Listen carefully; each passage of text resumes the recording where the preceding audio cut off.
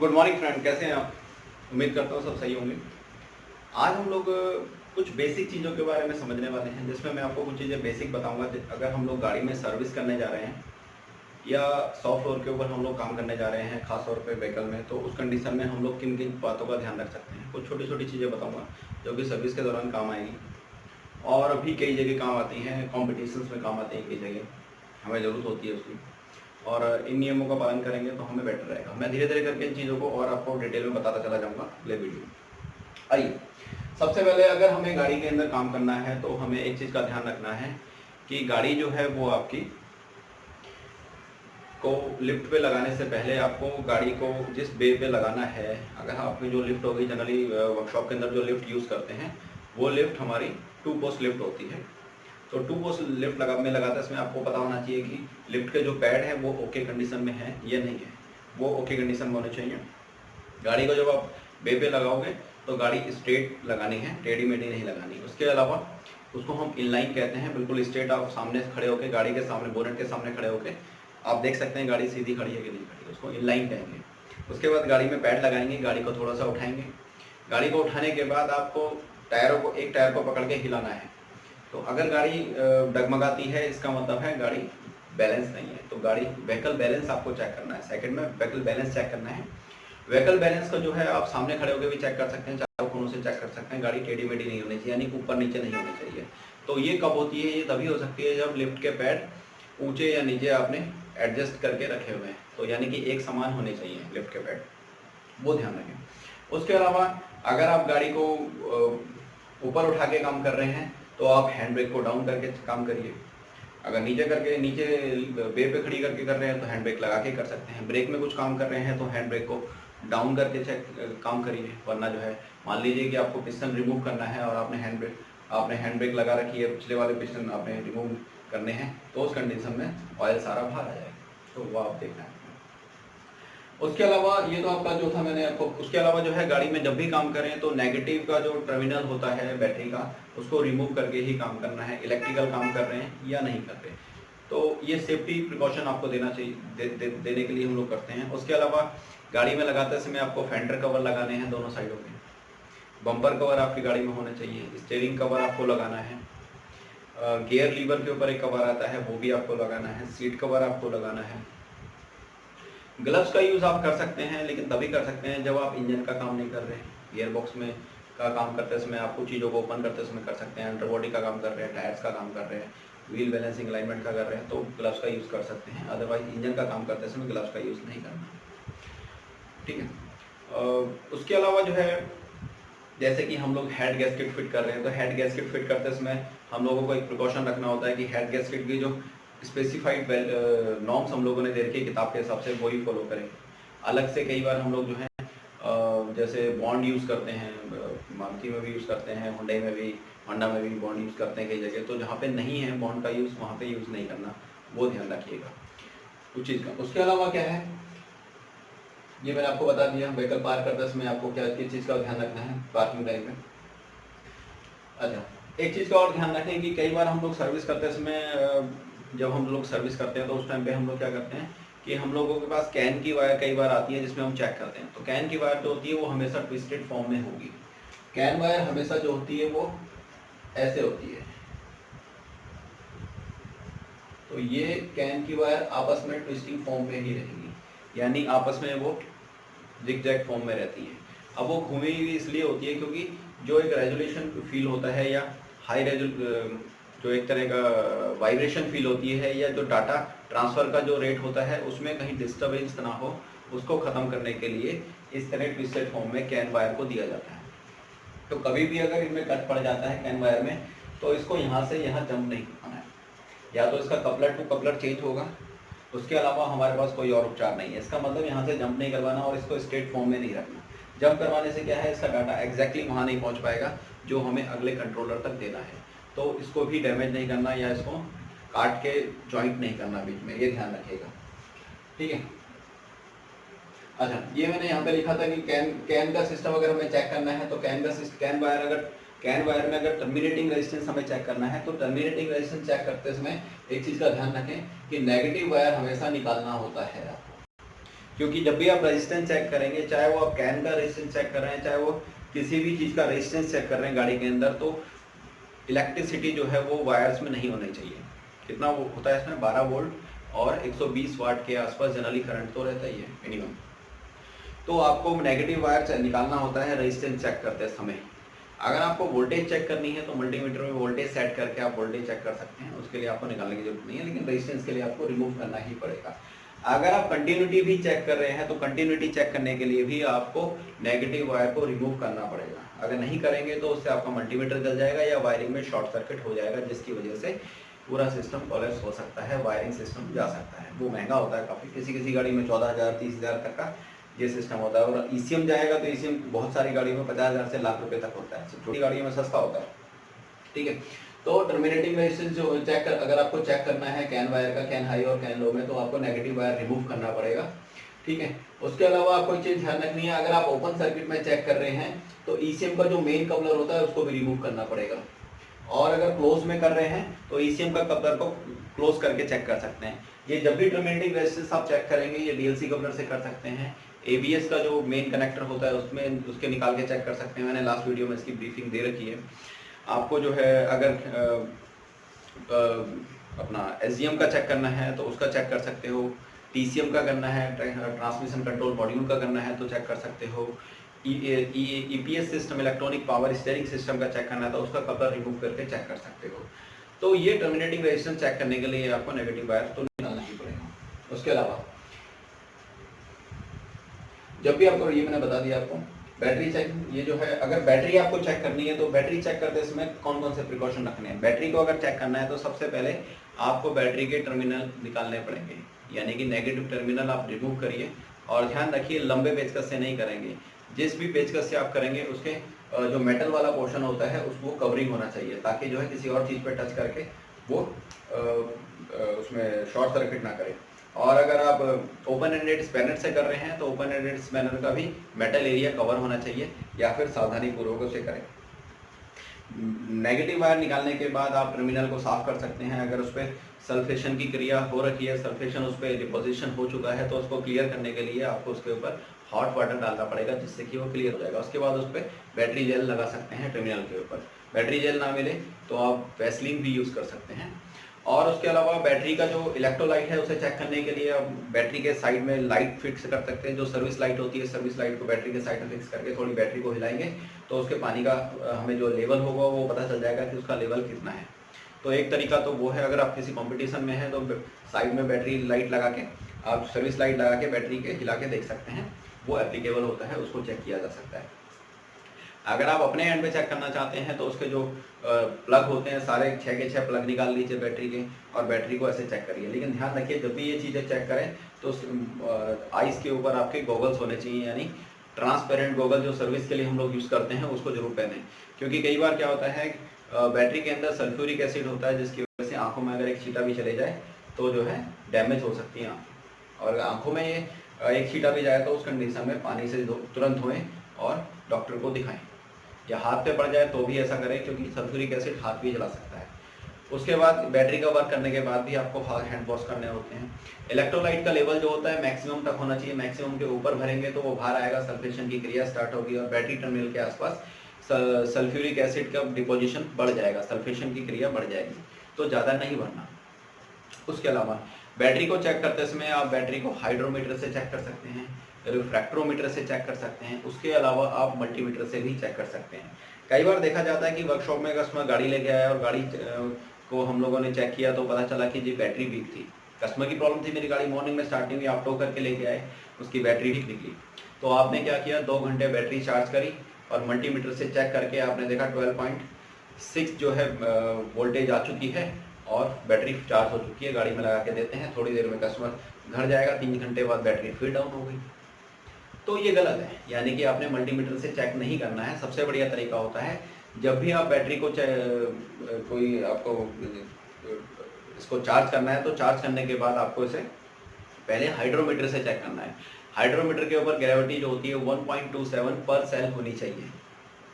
1.27 gravity, specific gravity जो होती है 1.27 आपको इसमें रखनी है। कितनी होनी चाहिए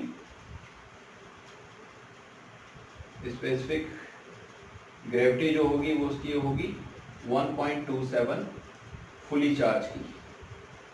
फुली चार्ज बैटरी की 1.27 स्पेसिफिक ग्रेविटी होगी, इतनी पर सेल होनी चाहिए। अगर किसी सेल में कम है तो इसका मतलब वो सेल वीक है। एक तो आपको ये पता होना चाहिए। दूसरी बात, जब भी आप ग्रेविटी चेक करें, एक सेल का वाटर दूसरे सेल में ना फिल करें। इससे क्या होगा, जो ग्रेविटी होगी वो चेंज होगी और इससे हमें एक्यूरेट जो फिगर होगी वो निकल के नहीं आएगी। तो बैटरी देते इसमें एक तो आपको स्पेसिफिक ग्रेविटी चेक करनी है हाइड्रोमीटर से। आप जो है रिफ्रैक्ट्रोमीटर से भी चेक कर सकते हैं।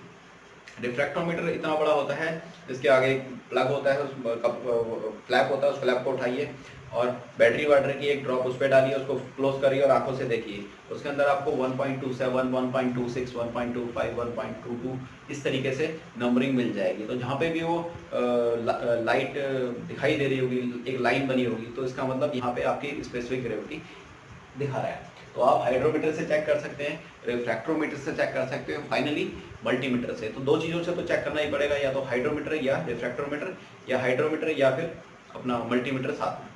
तो मल्टीमीटर और हाइड्रोमीटर तो करना ही पड़ेगा। तो ऐसे ही बैटरी को ना दें। तो ये इसको चेक करने, बैटरी को चेक करने का सबसे बढ़िया तरीका है। उसके अलावा बैटरी की क्लैंप लूज है तो उसको टाइट कर लीजिए। बैटरी की वाटर प्लेट के नीचे वाटर गिरा है तो उसको क्लीन करिए, क्योंकि वो जो है धीरे धीरे करके प्लेट को गला देगा, उसमें सल्फ्यूरिक एसिड होता है। उसके अलावा जो है बैटरी के अंदर आपको नॉर्मल पानी नहीं डालना, क्योंकि नॉर्मल पानी के अंदर जो होता है वो मिनरल्स होते हैं, और मिनरल्स क्या करते हैं, एक तरह की कैविटी बनाते हैं अंदर। पानी के साथ में क्या होता है, मिनरल्स में कैल्शियम, सोडियम, पोटेशियम और मैग्नीशियम इस तरह के तत्व होते हैं। तो ये क्या करते हैं, धीरे धीरे करके डिपोजिशन करते हैं। डिपोजिशन की वजह से जो बैटरी के सेल्स होते हैं नेगेटिव और पॉजिटिव वो हार्ड हो जाते हैं, और क्योंकि ये जो बैटरी के सेल होते हैं ये स्पॉन्जी होते हैं, तो अगर ये हार्ड हो जाएंगे तो जब हम इसे चार्ज करेंगे या चार्ज होगी तो ये डैमेज हो जाएंगे। तो जो नॉर्मल पानी होता है, इलेक्ट्रोलाइट जिसे हम कहते हैं नॉर्मल पानी, उसको हम डिस्टिल वाटर कहते हैं। तो डिस्टिल वाटर का यूज इसमें कर सकते हैं। डिस्टिल वाटर के अंदर किसी प्रकार का कोई भी तत्व नहीं होता। तो जिस पानी के अंदर कोई तत्व ना हो उसको हम डिस्टिल वाटर कहते हैं। जैसे कि बारिश का पानी के अंदर डिस्टिल, मतलब बारिश का पानी डिस्टिल वाटर होता है, उसके अंदर कोई तत्व नहीं होता, कोई मिनरल्स नहीं होते, तो उसका यूज़ कर सकते हैं। या फिर आप जो है एसी का जो पानी गिरता है, वो एसी जो हम यूज़ करते हैं उसके साइड में ड्रिप करके पानी गिरता है, वो भी जो होता है डिस्टिल वाटर ही होता है। बेसिकली भाप जो होती है उसको हम लोग डिस्टिल वाटर कहते हैं, उसमें कोई मिनरल नहीं होता। तो मिनरल का यूज़ हमें बैटरी के अंदर नहीं करना, वरना बैटरी डैमेज हो जाती है। कस्टमर को आप ये भी बता सकते हैं कि बैटरी को, जैसे हम लोग गाड़ी कुछ आजकल लॉकडाउन के चक्कर में गाड़ियाँ चल नहीं रही हैं, गाड़ियाँ खड़ी हैं महीने महीने 2-2 महीने, तो आप कह सकते हैं अगर गाड़ी है घर के पास में या घर के अंदर है तो 5-10 मिनट के लिए गाड़ी स्टार्ट कर लें हफ्ते में एक बार। इससे क्या है, बैटरी डाउन नहीं होगी जल्दी। अगर 3 महीने तक बैटरी डाउन हो जाती है तो उस कंडीशन में सल्फेशन ज़्यादा हो जाता है, और वाटर जो है वेपर फॉर्म में बनने की वजह से जो इसके सेल्स होते हैं बैटरी के वो डैमेज हो जाते हैं। लेकिन अगर गाड़ी घर के अंदर है और पैक्ड है, अंदर चारों तरफ दीवार है, तो वहाँ गाड़ी स्टार्ट करने की सुझाव ना दें, क्योंकि उससे क्या है, कार्बन मोनोऑक्साइड जो होता है घर में भरेगी और ये साइलेंट किलर का काम करता है, आदमी को मार देगी। तो घर के अंदर इसको गाड़ी को स्टार्ट ना करें, घर के बाहर है या बरामदे में खड़ी है तो वहाँ कर सकते हैं, पॉसिबिलिटीज रहेगी। तो ये कुछ प्रिकॉशन थे जो मैंने आपको बताया बैटरी को लेके। अच्छा, उसके अलावा जो है अगर आपको करंट चेक करना है, कई बार हम लोगों को क्या होता है कि गाड़ी का पूरा करंट चेक करना होता है कि गाड़ी का करंट कितना है, गाड़ी में कितना करंट इसमें ये कंज्यूम कर रहा है बेसिकली। तो हमें मल्टीमीटर से चेक करना है। तो इसमें हम नेगेटिव का वायर निकालेंगे, पॉजिटिव का नहीं निकालेंगे। नेगेटिव का वायर निकालने के बाद नेगेटिव के वायर पे हम लोग जो है पॉजिटिव का वायर लगाएंगे, और बैटरी का जो टर्मिनल है उसमें हम नेगेटिव का वायर लगाएंगे। ठीक है, तो इस तरीके से क्या होगा कि हमें एक करंट की स्थिति पता चलेगी कि गाड़ी में कितना करंट लीक हो रहा है। करंट लीकेज कहते हैं इसे। क्या कहते हैं इसे हम कहते हैं करंट लीकेज। करंट लीकेज को चेक करने के लिए आपको इसमें जो रहेगा करंट लीकेज में जो आपका जनरली आता है 0.25 आपका रहेगा एम्पेयर। इससे ज़्यादा होता है तो उस कंडीशन में लीकेज ज़्यादा है और आप थॉरोली आगे वायरिंग चेक कर सकते हैं। तो इसको चेक करने के लिए आपको नेगेटिव का वायर निकालना पड़ेगा। नेगेटिव का वायर निकाल के आप इसे चेक कर सकते हैं। ठीक है, तो जो टर्मिनल आप निकालेंगे बैटरी के टर्मिनल पे आपको नेगेटिव वायर लगाना है, और मतलब मल्टीमीटर का नेगेटिव वायर लगाना है, और जो दूसरा वायर होगा उस पर पॉजिटिव वायर लगाना है। तो इस कंडीशन में आप लोग जो है करंट लीकेज चेक कर सकते हैं। उसके अलावा जो है आपको लेकिन ध्यान रखिएगा मल्टीमीटर को करंट वाली पोजीशन पर रखना है कि करंट कितना है। आप कहीं रेजिस्टेंस रखेंगे तो मल्टीमीटर जल जाएगा। अच्छा, हमेशा जब भी आप करंट लीकेज चेक कर रहे हैं, सॉरी अपना किसी प्लग के ऊपर या किसी कपलर पे आप चेकिंग कर रहे हैं, रेजिस्टेंस चेक कर रहे हैं या फिर कंटिन्यूटी चेक कर रहे हैं, तो हमेशा सर्विस वायर का यूज़ करें। सर्विस वायर जो होती हैं वो छोटी छोटी होती हैं, कुछ इस प्रकार से सर्विस वायर होंगी, यहाँ पे इस तरह से बनी होंगी ऐसी सर्विस वायर। तो ये जो इसकी पिन होगी, इसको हम उस कपलर में लगा के इसके पीछे वाले पोर्शन को हम मल्टीमीटर पे टच करके चेक कर सकते हैं ताकि कपलर डैमेज ना हो। तो सर्विस वायर का यूज़ हमेशा कर सकते हैं। अच्छा, कैर वायर को कट नहीं करना बता दिया था मैंने आपको। अच्छा, एक चीज़ का और ध्यान रखें कि एयर बैग सिस्टम यानी restaurant system, supplement restaurant system कहते हैं एयर बैग को। तो एयर बैग को कभी भी या उसकी किसी भी वायर को आपको मल्टीमीटर से चेक नहीं करना। अगर आप उसके अंदर रेजिस्टेंस चेक करने की कोशिश कर रहे हैं तो ये खतरनाक हो सकता है और तुरंत जो है उस कंडीशन में करंट की स्थिति जैसे ही पास करेगी उन वायर के थ्रू जिसको आप चेक कर रहे हैं मल्टीमीटर के थ्रू, उस कंडीशन में एयर बैग ओपन हो सकता है या डैमेज हो सकता है। तो वो ध्यान रखें, कभी भी एयर बैग को हम लोग चेक नहीं करते हैं, करंट या बिजली से, इलेक्ट्रिसिटी से नहीं करते हैं, मल्टीमीटर से भी चेक नहीं करते हैं। तो वो चेक नहीं करना है, वो आपके लिए नुकसानदायक रहेगा क्योंकि महंगा आइटम है, खराब हो जाएगा। एक्सल बूट अगर चेक करना है तो एक्सल बूट को जो है आप गाड़ी के गाड़ी को अंडर बॉडी पे लगा के गाड़ी को अप करके उस कंडीशन में लीकेज चेक कर सकते हैं। हाथ से आप जो है एक्सल के बूट को थोड़ा थोड़ा आगे पीछे करिए, अगर उसमें से लीकेज है या उसमें से कट है, इसका मतलब एक्सल बूट कट गया है, आप उसे रिप्लेस कर सकते हैं, वो चेक कर सकते हैं। वैसे एक्सल चेक करने का एक तरीका और है कि एक्सल चेक करना है तो गाड़ी को आप रोड टेस्ट पे ले जाइए, टेस्ट ड्राइव पे, और उस कंडीशन में टर्निंग पे लेफ्ट या राइट पे जब आप गाड़ी मोड़ेंगे तो अगर कट कट कट कट की आवाज़ आती है, इसका मतलब एक्सल खराब हो गया है, उसका बेरिंग कट गया है, तो उसे रिप्लेसमेंट की जरूरत है। ठीक है, उसके अलावा AMT कई बार हमें चेक करना पड़ता है। AMT में कुछ प्रॉब्लम्स आती हैं। AMT में वैसे इसमें जनरली कोई भी चीज़ खराब होती है तो रिप्लेसमेंट तक ही जाती है, उसमें हम लोग जो है जनरली चाइल्ड पार्ट चेंज नहीं करते हैं। ऑटोमेटेड मैनुअल ट्रांसमिशन कहते हैं इसे। इसके अंदर कई बार क्या होता है, व्हीकल इंस्टॉल हो जाता है, गाड़ी रोड पे खड़ी है, कस्टमर का फोन आया जी गाड़ी रोड पे खड़ी हो गई है और गाड़ी मूव नहीं कर रही है गियर पे लगाने के बावजूद, यानी कि D पे लगाया है या M पे L पे लगाया है, गाड़ी मूव नहीं कर रही है। तो जब आप पहुंचते हैं आधे एक घंटे बाद तो गाड़ी जैसे ही स्टार्ट करते हैं गाड़ी मूव कर जाती है। तो उसके पीछे रीज़न होता है, कई बार क्या होता है क्लच ओवरहीट हो जाता है। AMT का जो क्लच सिस्टम होता है उसमें एक सेंसर लगा होता है जो हीट को भी देखता है कि क्लच का जो हीट है वो कितना हो गया है। अगर वो अपनी एक्सट्रीम लिमिट को क्रॉस कर देता है तो उस कंडीशन में इसका सेंसर ECM को सेंस देगा और ECM क्या करेगा, इसके जो ट्रांसमिशन की कंट्रोल यूनिट होता है उसको थोड़ी देर के लिए डिस्टेंस बना लेता है, जिसकी वजह से ये एक्टिव नहीं रहेगा, डीएक्टिव हो जाता है थोड़ी देर के लिए, आधे पौने घंटे के लिए डीएक्टिव हो जाएगा। जब क्लच नॉर्मल कंडीशन में नॉर्मल टेम्परेचर पे आ जाएगा तो उस कंडीशन में फिर दोबारा से एंगेज होने लगता है। तो ये सेंसर की वजह से होता है AMT गाड़ी के अंदर खास तौर पे। तो ये कोई घबराने वाली बात नहीं है और ये रिपेयरेबल भी नहीं होता, ये क्लच को बचाने के लिए होता है ताकि क्लच जले ना। ठीक है, उसके अलावा क्या होता है, क्लच ओवरहीट की प्रॉब्लम होती है। एक हम AMT में कुछ और चीज़ बताना चाहता हूँ। AMT में क्रीप मोड होता है। क्रीप मोड हम लोग कहते हैं गाड़ी में, जैसे हम लोग गाड़ी में स्टार्ट करी, गाड़ी स्टार्ट करने के बाद दरवाज़ा बंद है, सीट बेल्ट लगी है और आपने गियर को D पे लगा दिया, D पे लगाने के बाद आपने क्लच छोड़ दिया, ब्रेक छोड़ दिया, एक्सीलेटर छोड़ दिया और गाड़ी मूव करती जा रही है, तो वो धीरे धीरे करके क्रॉल करेगी। क्रीप का मतलब क्रॉलिंग करना, जैसे छोटा बच्चा चलता है या कीड़ा चलता है, तो वो धीरे धीरे करके चलती रहेगी, उसको हम क्रीप मोड कहते हैं। इसमें से आप कोई भी चीज़ अगर सीट बेल्ट निकालते हैं, दरवाज़ा खोलते हैं या क्लच या ब्रेक लगाते हैं, ब्रेक या एक्सीलेटर दबाते हैं, तो ये क्रीप मोड डिसेबल हो जाएगा, तो इसको क्रीप मोड कहते हैं। इसके अलावा एक मोड और होता है किक डाउन फीचर।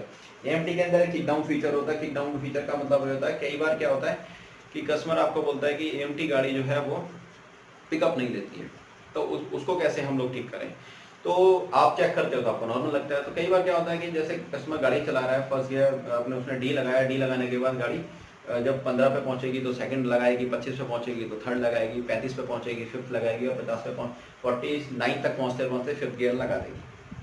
तो वो धीरे धीरे, अगर कस्टमर को एक्सीलेटर देना है, मान लीजिए उसके बगल में एक ट्रक चल रहा है और उसकी स्पीड 70 की है और जो बंदा दूसरा गाड़ी चला रहा है उसकी स्पीड 60 की है, वो ऑलरेडी फिफ्थ गियर पे चल रहा है AMT व्हीकल के अंदर, तो ओवरटेक कैसे करेगी। अगर एक्सीलेटर दबाता है तो उस कंडीशन में गाड़ी ओवरटेक नहीं कर पाएगी क्योंकि ऑलरेडी 70 चल रहा है। तो उसको बेटर करने का तरीका है कि आप सामने कस्टमर को बोल सकते हैं कि एक्सीलेटर पेडल से पाँव हटाइए और पाँव हटाने के बाद दोबारा जोर से दबाइए। तो उस कंडीशन में क्या होगा, किक डाउन फीचर एक्टिव होगा और एक्टिव होने पे गाड़ी अगर 5th गियर पे चल रही थी तो वो सीधा 3rd गियर पे आ जाएगी, जिसकी वजह से गाड़ी को पिकअप बेटर हो जाएगा। पिकअप बेटर होने से गाड़ी ओवरटेक कर पाएगी और गाड़ी की स्पीड ज़्यादा हो जाएगी। इसी को हम लोग किक डाउन फीचर कहते हैं। तो कैसा लगा आपको सेशन? ये मैंने मल्टी पॉइंट इसमें दिए थे जो आपके काम के हो सकते हैं। इसी तरह के बहुत सारे पॉइंट मैं आपको ऐड करूंगा। मेरे जो नीचे कमेंट बॉक्स है उसमें कमेंट जरूर करिए कि आपको ये सेशन कैसा लगा, क्योंकि इस तरह की कुछ चीज़ें, नई चीज़ें मैं आपको देने वाला हूँ जो कंपटीशन में आपके लिए बढ़िया रहेंगी। क्वेश्चंस आपको रेज किए जाते हैं उसके लिए भी बढ़िया रहेगी। धन्यवाद।